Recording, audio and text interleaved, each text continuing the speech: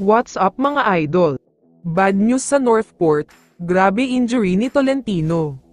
Pero bago mo sana ipagpatuloy ang panonood mo, ay huwag mong kalimutan na mag-subscribe bilang suporta sa aking YouTube channel. Maraming salamat idol.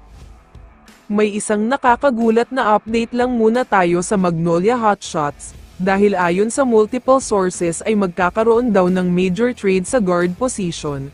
Dahil mag-focus na daw sila kay Jerem Lastimosa ngayon.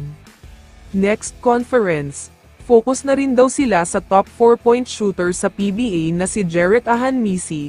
Napansin daw kasi nila na kapag magkasabay sina Lastimosa at Ahanmisi, mas nagiging mabilis at maganda ang takbo ng laro nila. Si Paul Lee naman ay magkakaroon ng minutes restriction o pagbaba ng playing time, para maiwasan daw na magkaroon na naman ng injury, para kapag playoffs na ay pwede siyang hugutin para magpakitang gilas. Sa kabilang banda naman, halos 2 linggo pa bago ang semifinals sa PBA, pero puspusan na daw talaga ang paghahanda na ginagawa ng Northport, ayaw daw kasi talaga nilang sayangin ang pagkakataon na ito.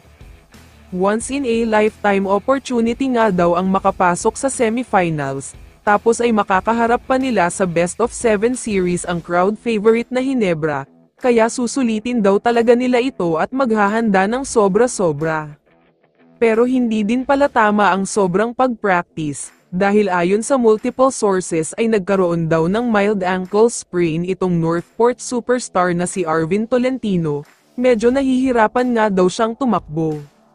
Kaya maraming mga fans ang nagtatanong, kung bakit hindi nagkaroon ng invitation si Tolentino sa Gilas. Total nandyan naman si Ralph Ko at Abarrientos para maging practice player, ang sagot nga dyan ay may injury si Arvin ngayon.